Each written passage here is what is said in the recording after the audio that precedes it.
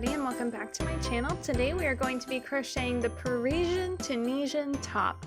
It's a lot easier than it looks, I promise. I'm going to take you through everything you need to know. If you need to learn how to make the Tunisian stitches and you're brand new to Tunisian, pause right here and go to my main channel page or the link in the description box below to check out my Intro to Tunisian video. It's real short and easy, and it'll get you often to the races with the stitches that you'll need. But once you do that, or if you're already familiar with simple Tunisian stitches, go ahead and grab your yarn. You're going to need some Lion Brand 24/7 cotton. This is the color Ecru. You can also use another worsted weight yarn if you like. I like this one though because it has really pretty stitch definition and it's really durable. It's a mercerized cotton, 100% cotton, and it has a lovely sheen to it, and it's spun in such a way that it's kind of like a cord, and it just creates really nice stitch definition. It really glides over your hook and doesn't split or anything, so I really love this one. You're going to need several balls of it. I also want to mention that the link in the description box below will take you to the written pattern. There you'll find links to all the tools I used. You're going to find a link to the kit from Lion Brand and everything else that you need, including all the different sizing. So I'm going to be making the size medium in this video.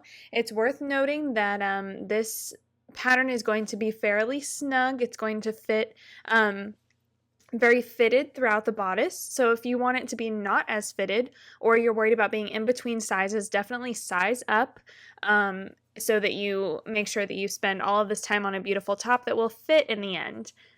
I know that this may look a little bit daunting, and a Tunisian garment is definitely something that sounds very advanced, but I designed this pattern with the beginner in mind, someone that may be new to Tunisian or new to garment making. We're only going to use 2 different Tunisian stitches. We're not going to do any complicated increasing or decreasing. Everything that we do is going to be really simple and straightforward, and I made sure to film every little piece of it for you. And it's just 4 basic pieces. It's the front, the back, and those 2 pieces are identical, and then the 2 sleeves, which are also identical. So really you only need to make 2 different shapes, and you'll just make each one twice.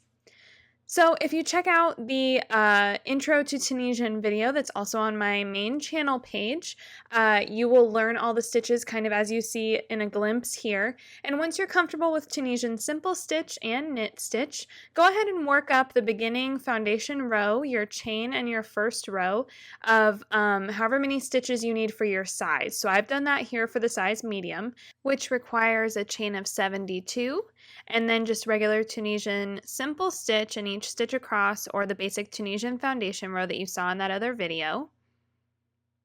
And then beginning row 2, I'm also going to just work regular Tunisian simple stitch, and I've zoomed that in there so you can see exactly how I do that. If I've already lost you, don't be discouraged. Go to that original video, look at the stitches nice and slow, and learn them on a little swatch, and then all of this will make a whole lot more sense. So if you look at the link in the description box below, you will see that we're going to work 4 rows of Tunisian simple stitch, and then we're going to work a whole lot of Tunisian knit stitch. And I'm going to show you all of that step by step, but it's really fairly simple to work up almost the entire front and back pieces. So go ahead and continue the Tunisian simple stitch all the way across. I should have 72 stitches in each row. That won't change until we've worked up over 70 rows. So fairly straightforward, just making a rectangle. If you can make a Tunisian dishcloth, I'm very confident that you can make this garment. So I hope that that's a little boost of confidence for you guys, and you can really make this one happen. So here I've done my forward and return pass for all 4 of my rows for Tunisian simple stitch. Just like in the other video with the swatch, it's just a longer piece. That's the only difference. So don't see this different shape and get all freaked out. Don't worry, it's the same thing. It's just more stitches in the row. So now I'm ready to switch to that knit stitch, and if you look at my sample there, I already have the back piece done, and you can see where the kind of ribbing along the bottom ends, and it turns to that different stitch that's more knit-like. So that's Tunisian knit stitch, and we're just going to do that all the way across. So I'll zoom you in here so you can see exactly what I'm doing. Again, this is exactly the same as that other Intro to Tunisian style video that I made. I made that one just so that if anyone was new to Tunisian, you could watch that video and then have all the tools you need to make this garment pretty easily. So we're not going to insert our hook like this with the simple stitch way. Remember, we're going to go in the knit stitch way. So that means you're going to insert your hook all the way through to the back, and you're going to pull up your loop that way. Make sure that you get this right and it looks like mine, where you see kind of the loop coming from inside the stitch. Do you guys see that? Because if you don't insert your hook the correct way, this is what makes up the entire body of the pattern and the sleeves. So definitely make sure that you're happy with how that looks. If you are having trouble with Tunisian knit stitch, you can do this whole pattern in Tunisian simple stitch. It's not going to change any of the gauge or anything. So that's really up to you. I just love the knit stitch. It really looks like knitted stockinette stitch. It's amazing. Okay, so here I have the first few worked, and we can see how that stitch difference looks. You can see where the simple stitch changes to the knit stitch, and it really changes a lot of how the body of the garment looks.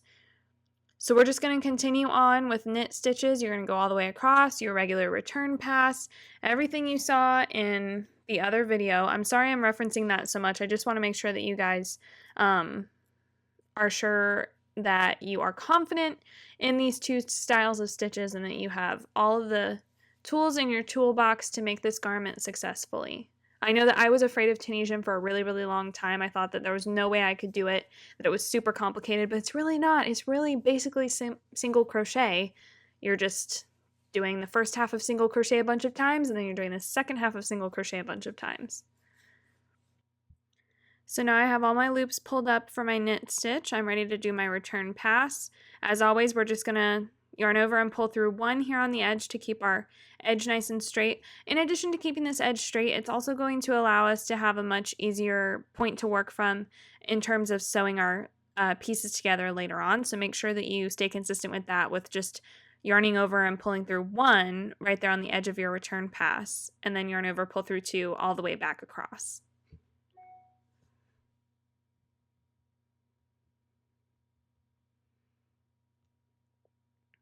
So here we are at the end, and our first row of knit stitches are done. Look how beautiful that looks. It's going to look so great when we get a few of these worked up. So just keep on going with knit stitches.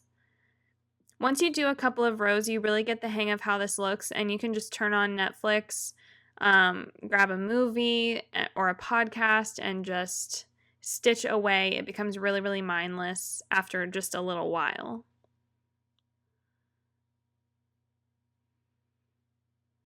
So the second row of knit stitches is coming along, and we should see those little V's kind of fitting together, your stitches on top of each other, and it should really start to look like knitting at this point. So just go ahead and work up a whole bunch of Tunisian knit stitch. If you refer to the written pattern, again linked below, you will see that you're going to work up a different number of rows of just basic Tunisian knit stitch depending on what size you're making. For me, the medium size, we're going to be working up 75 rows total. So when you're on row 75 total, if you're counting from the very beginning of your foundation chain, here I am, row 75. So at this point, we're done with 75 rows. I'm moving on to row 76 here in just a minute, and that's going to be our neckline row. Now, the neckline row is going to be a different number depending on what size you're making, but again, the written pattern is really, really simply written out. It's very straightforward. It's not like a bunch of mumbo-jumbo craziness. If you're not real comfortable with written patterns, it's very, very simply laid out. So this is how things should be looking. You can definitely tell which side is the right side and wrong side. The right side is going to look like knitting, and the wrong side is going to look like a bunch of bumpiness, which is fine. No one's going to see it, and it's going to be plenty comfortable when we're wearing it.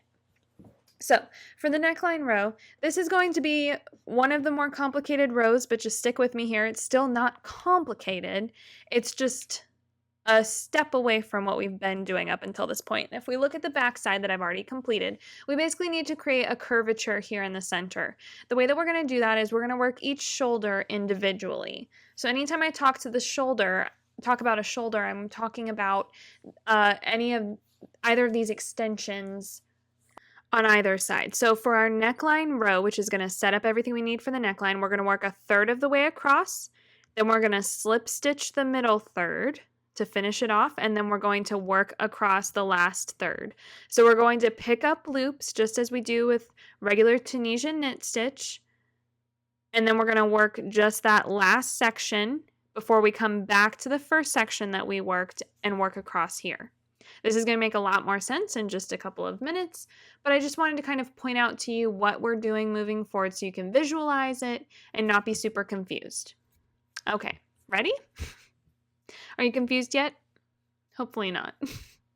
It's a little bit difficult to explain if you've never done it or seen it before, but it's going to make a lot more sense here in a second. So for me, I'm going to stitch across the next 24 stitches. So I'm going to pick up my regular Tunisian knit stitch, just like I've been doing, picking up those loops in the next 24 stitches. Now this is for the medium size once again, and your size is going to dictate what number of loops you pick up. It should be about a third of the way across, give or take a stitch depending on your particular numbers. Again, consult that written pattern. So here I've picked up 24 loops, one in each, all the way across, just like we've been doing. Now at this point I'm going to stop, and I'm going to slip stitch in the next 24 stitches. So I'm going to basically finish off the middle section to create the deepest part of my kind of U-shaped neckline. I'm going to leave all of these loops on my hook, these 24 that I have so far. I'm going to leave them there and just keep on moving. Now at this point I'm going to kind of forget about those back there, and you'll see what I mean in a second, but I'm going to slip stitch the next 24 before moving on to the other shoulder. So in order to slip stitch, we're going to insert our hook in the next stitch, pull up a loop just like we normally do, and before moving on, we're going to pull it through one loop, and that's going to slip stitch. Same thing in the next. Insert your hook, pull up a loop, and pull through one loop. Same in the next. Let's keep going. Insert your hook in the next stitch, pull up a loop, and pull through. Insert your hook in the next stitch, pull up a loop, and pull through. Insert your hook in the next, pull up a loop, and pull through. Keep going. We need to do this 24 times, but if we pause here, you can see that this is creating a little gap, and that is exactly what we want to happen. Just like with regular crochet slip stitches, we're just pulling through one loop. That's very important. Make sure you're counting. We need 24 here for the medium size. Keep going.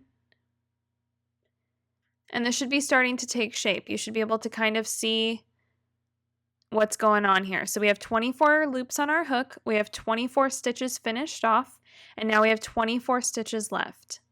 So I'm going to pick up loops in the next 24 stitches, just like we did with the first shoulder. And once we pick up 24 more stitches and finish off this row, we should have 48 stitches total on our hook, divided evenly among the two shoulders. So we'll have 24 on each side. Now, we are going to continue on with what it looks like the left shoulder as it's facing us, the ones that are on the hook itself, not on the cable. And we're just going to finish off that entire shoulder while leaving these stitches over here on the cable. We're just going to forget about them back there and not work with them yet. We're just going to work solely on this side, going back and forth until that shoulder is done. So just stay with me. We're going to work our return pass just as normal across these 24 stitches, just on the one shoulder. No matter what size you're making, this method is the same. It's just the number that changes, the number of stitches you're working. But exact same method, exact same process. So this video will still help you no matter what size you're making. And it's worth noting that the written pattern contains sizes extra small all the way up to 3XL women's. Okay, so we've worked our return pass across these 24 stitches. Now, don't jump over here. We're going to stay on this left shoulder. Again, ignore those 24 loops on our hook back here. They don't even exist.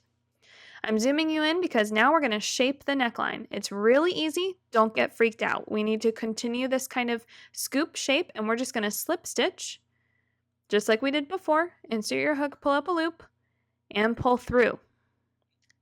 Now, We Tunisian knit stitch all the way back across, just like you've been doing, pulling up those loops. Now for me, I had 24 stitches. I slip stitched one, and so I should have 23. See how that happens? We're decreasing, but we're not working a decreased stitch because that's kind of complicated, and I'm not about the complicated. So we're now working our return pass, just as usual. But remember, we now have 23 loops on our hook, not 24. So don't try and do anything funky with your return pass. Just go with the flow. Back up here. You should see that slip stitch right there in the beginning. Again, we're ignoring what's happening over here. Don't even look at it. We're going to repeat the same thing we just did. We see that slip stitch there. We're going to slip stitch in the first, insert your hook, pull up a loop, and pull through, and Tunisian knit stitch all the way back down. See how easy that is? It's really not complicated, I promise.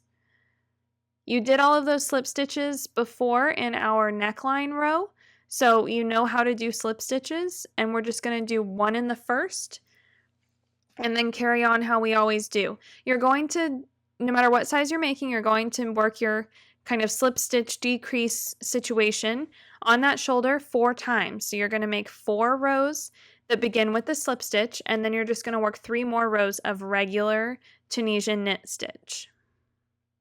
So I'm speeding through this a little bit just so we're not here all day. You saw me do it twice, and if you need to pause and rewind to watch that again as you complete all 4 rows that begin with a slip stitch, you can.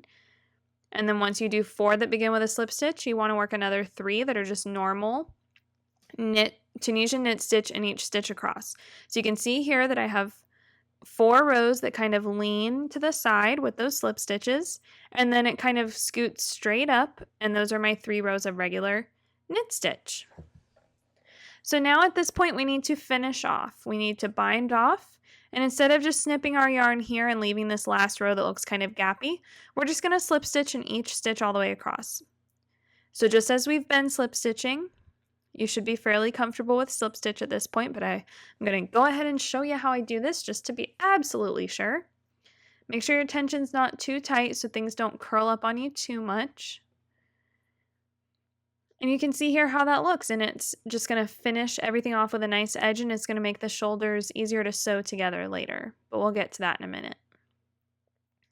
Again, we're going to make the front and the back completely identical, and it's going to fit great, making the front and back the same, and it's just a lot easier.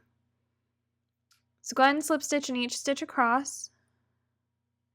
And once you reach this far left side, there's no return pass to make because look, we've finished off all of those stitches and we just have this other shoulder over here hanging out. So at this point, we're going to snip our yarn.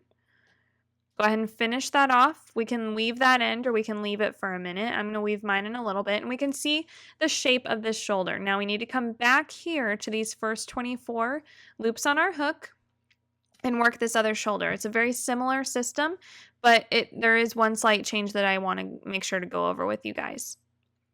So here we are. We need to work our return pass. So we're going to start on the left side of things and we're going to join our yarn. Remember, we finished things off. We're going to join our yarn by inserting your hook in the next stitch after the last loop on our hook. So it should be the one right next to where we started slip stitching, and join your yarn. So I just yarned over and pulled up a loop.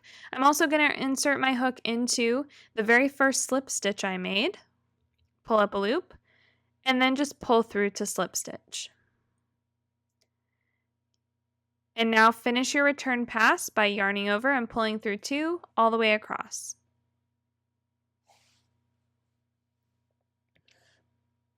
The rest of your return pass is going to be the same. And since we need to do our kind of decreasing slip stitches on the other side of things, we're always going to start our return pass with a slip stitch instead of starting our forward pass with a slip stitch. So once we get all the way across with our return pass, we can see that this is starting to create that same leaning angle we want. Go ahead and work your forward pass all the way back over to where your neckline is. Same as usual, don't begin your forward passes with a slip stitch as we did with the other shoulder. And now when we get here to the end, we're going to pick up a loop in that last stitch. Now instead of yarning over, we're just going to slip stitch that and then yarn over, pull through 2 all the way back across. So remember how in all of our other return passes, we yarn over and we pull through 1 on that edge at the beginning of our return pass? Basically, the only difference here is you're not going to yarn over first. You're just going to pull that through the next loop. And that's going to create our neckline slip stitch. And if it's looking a little funky, try tightening down that yarn that you joined here, and it's going to kind of smooth things out. It's going to look a little bit wonky until you get the rest of the shoulder made, and then when you block it, everything is going to look nice and symmetrical. But don't get freaked out if it doesn't look like absolutely picture perfect. So go ahead and finish off this return pass, and you're going to go ahead and work your forward pass once again, all the way back up to the neckline. Also, make sure when you're working your forward pass and you get right there to that neckline, we're not picking up a loop in the slip stitch itself. You're just going to that last knit stitch. So there's our last knit stitch right there. Make sure you don't miss it. It does get a little tricky with those slip stitches happening. So remember, we're not going to yarn over before we pull through 1. We're just going to slip stitch, pull through 1, and then yarn over, pull through 2, all the way back across. Same as with the first shoulder, we're going to do this a total of 4 times with those slip stitches at the beginning of our return passes. And then we'll just work another 3 rows of plain old knit stitch without those slip stitches. So with your regular rows of knit stitch, as usual, you're going to yarn over and pull through 1 on the beginning of those return passes. Just like you did for the entire body of the panel. Don't worry too much. Don't overthink it. Just go back to how you were doing things at the very beginning and how I did things in that swatch video. And if you've gotten this far, you've done the hardest part. Everything after this is just cake. So if you're still with me, you're a trooper. I appreciate you, and you can finish this top, and it's going to look amazing. So after we've done the rest of this shoulder, we need to finish it off the same way we finished off our first shoulder. We're still going to slip stitch across, and it should look something like this. So you should have a neckline with that nice smooth edge along both sides. You should have a nice finished off seam. We're going to sew that to the other panel. You might have some curling down here, but that's totally normal with Tunisian stitches. I like to use a handheld steamer, but you can also wet block it or just pin block it. There's lots of different options. So since we made a front and back panel that are completely identical, if at this point you need to pause for a little while and go make your other panel, please do so, because we're going to start sewing them together before we move on to the sleeves. So you should see here that they fit together pretty much perfectly. We're going to put our wrong sides together with the right sides facing out. So you should be looking at the piece of your top that you want everyone to see when you wear it. And I've just used some stitch markers to pin together these shoulder areas. So obviously we're not going to sew the neckline together at all. The neckline's not actually higher in the back like it looks here. It's just the way that the panels are situated and the angle of the camera. So don't worry if your neckline doesn't look exactly like that. So I've just used plain stitch markers to mark where things need to be. And I'm just going to use a long spare piece of yarn that matches, and I'm going to sew this up using a mattress stitch. It's going to be the most kind of undetectable stitch to use. You will still see the seam. It's not completely invisible, but it is a nice, clean, and very sturdy hold for our seam here. So I actually finished off one of my panels with a really long tail, so I'm just going to use that. Go ahead and thread your tapestry needle. I'll zoom you in here so you can see nice and close. I'm going to remove that first stitch marker because I don't need it, and I'm just going to start mattress stitching. So I'm going to stitch through both legs of these stitches, so the top of the stitch. I'm going to always come from the inside out. So what would be the center of the seam, the inside of the seam, out toward the outside of the seam. And I'm just going to alternate going back and forth. I'm going to work in every single stitch on both sides. So just work back and forth across both shoulders just like that. And you will have nicely seamed shoulder panels. If you need more help with mattress stitching, I'm going to do it again here on the side seam. So if you need to keep watching for a moment to learn a little more about mattress stitching, it's really simple. And there's a lot more video tutorials on mattress stitching. I use this style stitch to seam things quite often, so I didn't film it a ton. Again, trying to keep this video from being so super long. You can see here with the side seam, I did leave a pretty substantial hip slit opening. I have fairly wide hips. I have quite a figure 8 style body type. So for me, this was going to be very snug in the hips and I didn't want a lot of stretching. I also like the added little detail of the hip slit, and I like to wear fairly high-waisted pants so there's no belly showing. But if you have more narrow hips than I do, or you just want it to be a little bit more full coverage, you can go ahead and seam all the way down to the hemline if you like, or if you want this to be more open, it's really up to you. I do recommend sewing a little bit of the seam, trying it on, sewing a little more, trying it on, making sure that you're really happy with where it's laying. Or you can pop it on at this point before it's sewn and kind of eyeball it and pinch things to act like there's a seam to decide where you want that hip slit to lie. I actually left an opening that was about, let's see, it was about 6 inches from the hemline. So when I measured, I left a 6-inch hip slit. It's also worth mentioning that in the written pattern, you're going to notice that there's an armhole measurement written out. There's a different measurement for every size. So please make sure to consult that to know where to place your stitch marker to start your side seam. It's going to be slightly different for everybody. For the medium size, it's going to be a 7-inch armhole. It varies by about a 1/2 inch depending on what size you're making though, so make sure that you look at that in the sizing section of the written pattern, again linked in the description box.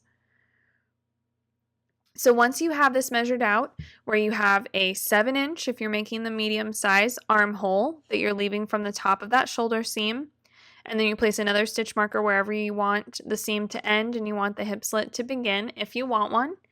Once both of those are marked, you're going to just sew mattress stitches between the 2 markers. So I'm starting at the top stitch marker, inserting my needle from what would be the center of the seam, so between the 2 panels, and then I'm going to work from the inside out again, tucking that tail out of the way on the other panel. I'm going to work in every single stitch all the way down to my next stitch marker.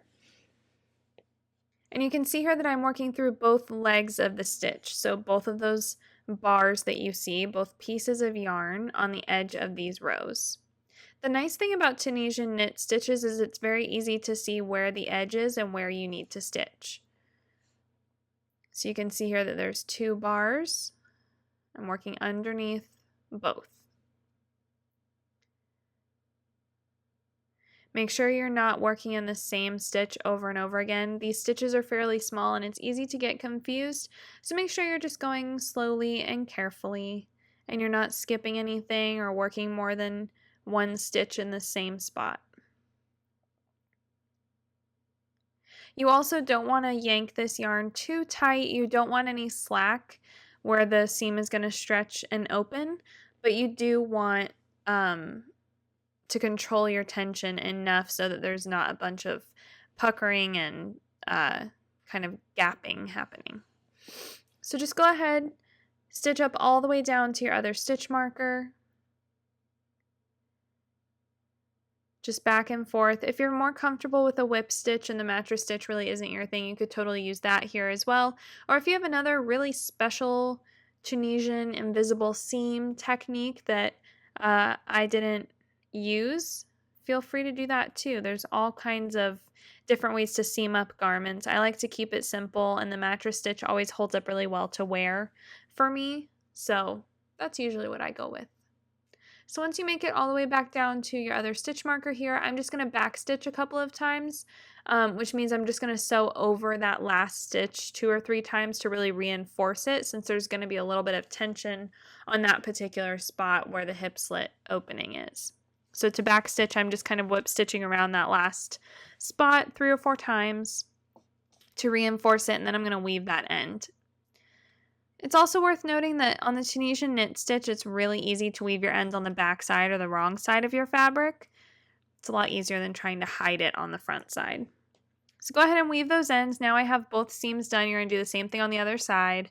Make sure that your markings line up wherever you decide to sew things. It's identical on both sides. You can follow a row of stitches across fairly easily to make sure you're stitching exactly the same spot. So now we have our tank top for all intents and purposes done. If you don't dig the ruffle sleeve, you can save some yarn and just leave it like this. It has a really nice little cap sleeve and it's still a really cute tank top just by itself. I love a good ruffle though, so I'm going to add on some fairly dramatic ruffle sleeves. I know that the ruffle sleeve looks fairly complicated and you're expecting there to be increasing and all kinds of complicated stuff, but it's really, really easy. It's just a straightforward panel, and it's the way we sew it on that creates the ruffle. So we're just going to create basically one really, really big long piece of fabric that's all just the Tunisian knit stitches, and then we're going to sew it on around this armhole. Basically the concept here is that we're going to create a long skinny piece. The number of stitches you need to start out with and how many rows you need to make are all written out in the written pattern that's again linked below. I don't want to spend a lot more time going through how to make the sleeve panel because as you can see, it's just a long skinny piece of work. So I chained 100 for the medium size, and then you just work up basically give or take 20 rows of Tunisian knit stitch, just like how we've been doing. So there's no funny increasing, nothing crazy. Basically the concept of this is that we want twice as many stitches across in each row as there are stitches around the armhole. So for example, my medium size has about 50 stitches around the armhole if I measured that armhole correctly. About 50 stitches, so I need 100 stitches long. So my chain was 100 stitches long, and then I'm going to sew that on, basically skipping one stitch for every time we make a whip stitch. I know this sounds confusing, but basically we're just going to sew all the way around, and we're going to sew one stitch on the armhole and then skip a stitch and sew the next on our sleeve portion. But before we get to that, I'm going to show you everything you need to know to sew this on. But go ahead and make your sleeve or both sleeves if you like. I'm just going to finish off here. So go ahead and pause this. Follow the numbers that are in the written pattern under the part that says sleeves. It'll have a different number for you depending on what size you're making. Set aside your tank top for now. And just go ahead and make both sleeves. I'm just going to finish off here with a slip stitch as always, all the way across. And once that's done, I just need to finish off my yarn and go ahead and weave in my ends. And you can see here that at this point, especially all Tunisian crochet is going to curl on itself quite a bit, but Tunisian knit stitch is really bad about curling. So I am going to steam this before I sew it onto my garment. So go ahead and finish off your yarn. Go ahead and weave your ends, and then go ahead and give it a good steam or a wet blocking and let it dry or come back to room temperature. So all of this curl is going to pretty much go away when we steam it. I will also link in the blog post where the written pattern is this Pure Steam handheld steamer that I got on Amazon. It was really inexpensive and I've been using it for all of my crochet projects lately, and it's been making a world of difference in just how professional they look and how happy I am with the drape. So after we steam it, it should go from looking like this to this. Isn't that so much better, you guys? Literally, I just ran the steamer over it, let it chill out for a couple of minutes, kind of ran my fingers over it, and this is the dramatic difference. So much easier to see our stitches, so much easier to sew on because everything's laying nice and flat, and it's a dream compared to it being all curled up on itself. Is it not? Don't you think so? Like this video, tap that thumbs up if you think that was dramatic and awesome. I might just like this video myself because I'm so impressed with what steaming does. I can't take credit either. I was not the one to figure this out. I figured this out from a friend. I'm not even gonna claim I came up with it. So go ahead and cut a really long piece of spare yarn, and we're gonna get this sleeve that doesn't even look like a sleeve at this point onto our armhole. So we need the knit stitch side to face us. So the right side is going to face us. We're going to sew using a whip stitch, and we're going to whip stitch the foundation chain side. So make sure that you can identify which side of this is the slip stitch side that we finished off and which side is the foundation chain. This one's the foundation chain, and that's what we're going to sew around the armhole. It's just a little bit easier, and I want those slip stitches where I finished off to be kind of the hemline of the sleeve. So basically what we're going to do is we're going to take our really long piece of spare yarn on our tapestry needle, and we're going to start sewing right here at the bottom of the armhole, the underarm area. We're going to come in from the inside of the tank top. So insert your needle through the inside. So now that's good and on there. I'm going to line up my foundation chain side of my sleeve panel to the armhole. So you can see here where all of the stitches are along the armhole. They're really easy to see with this Tunisian knit stitch. They're fairly obvious, and we can see here on the foundation chain where those stitches are as well. It's worth noting that on the foundation chain we are going to be working through both loops of the chain stitch, because we really want this join to be secure. Those sleeves can be a little bit heavy because it is a lot of fabric, so make sure that you're joining fairly securely. So go ahead and just position this where the foundation chain is right next to the armhole, and you have kind of the edge here lining up with where you've joined your yarn on the armhole. So we're going to come in from the back on that very first foundation chain stitch right there. So now that is joined. We're going to insert our needle into the next stitch of our armhole, again through both loops of yarn on that stitch. Now this is where it gets fun. This is where we just stitched right here through that first foundation chain. We're going to skip the next foundation chain, and we're going to work through the following one. So if you kind of spread this out, you can see where we stitched our first time in the sleeve, foundation chain. We're going to skip the following spot, and we're going to work in the next spot. So kind of skip a foundation chain stitch, and then sew through the following one.